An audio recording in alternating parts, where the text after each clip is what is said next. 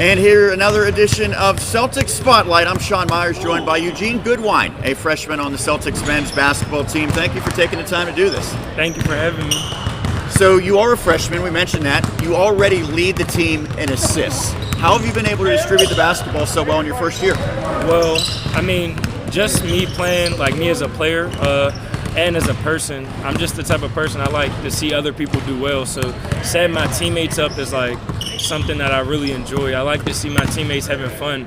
So getting everybody involved is like my main goal. So getting assists just comes with that. So I think that's how it's been so easy for me, is that I'm not looking at it as a stat. I'm looking at it as a part of the game.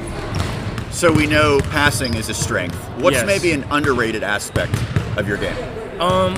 I think the attention that I draw as a player, I feel like me being an aggressive attacker, I force the defense to help a lot, and that creates a lot of open passing lanes for me to like kick to my teammates and get them open shots. So A year ago, you were starting your senior season of high school basketball. Now you're playing collegiately. What have been the biggest adjustments? really just the speed of the game. It's a lot faster in college. But once you get adjusted, I mean, at every level, it's just basketball. At the end of the day, if you can hoop, you can hoop. So. No secret that the Celtics have had a long losing streak. Now, a lot of that occurred before you came to this program last year, but it's continued into 2019-20. How have you been able to handle that adversity? I mean, when we came for a visit last year, we knew what their record was looking like. We wanted to be program changers, and I mean, that just comes with time. You know, like, you just gotta, it comes with time. Nothing's gonna happen overnight, so I feel like our losing streak, it looks bad, but in the long run, we'll be where we need to be. You sort of alluded to a little bit of it in terms of the team goals. What were the team goals you set for this year, and also what were individual goals you set? As a team, we wanted to make the River States Conference playoffs, and we still have a chance to do that. We have a lot of conference games left, but as a personal goals that I've set for myself, I haven't really set anything statistically. I do want to be. I just said this recently. I want to be top 5 in the conference in assists by the end of the year. But besides that, I mean, I really haven't said anything statistically. I just trying to get a win, to be honest. That's the goal right now for me. Your high school teammate, as well as your cousin, Trey Harvey, is also on this team. You guys are both freshmen. Mm-hmm. So how much of the recruiting process did you guys go through together?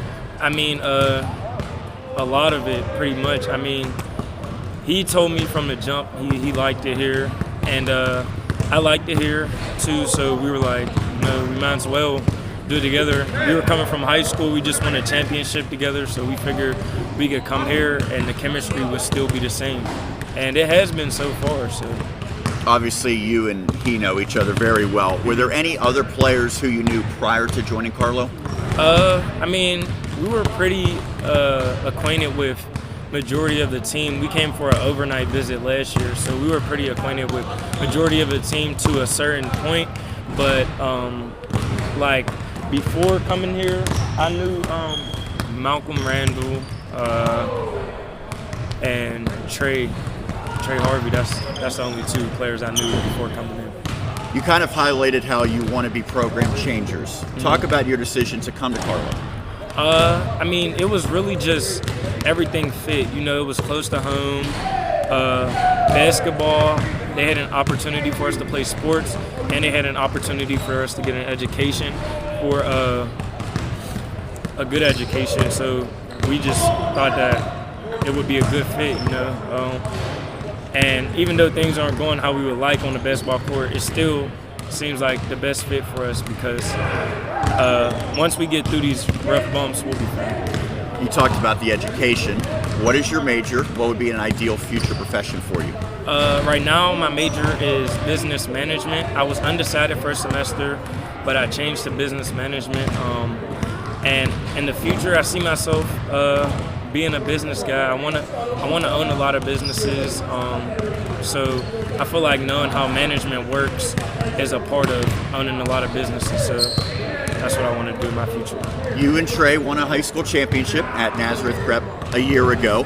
What led to that success? Really just, we came in with the mindset we knew we were one of the best teams in the Whitfield last year, and we knew that we could be really good. So with that confidence and our talent that we had, it was just like once we put all the pieces together and we got really good around playoff time, which is the time that you need to be at your best. We got really good around playoff time, like the chemistry-wise. So all that added up just led to a championship. I'm guessing the championship's always going to be your number one high school memory. Aside from that, what really stands out that you remember fondly from high school?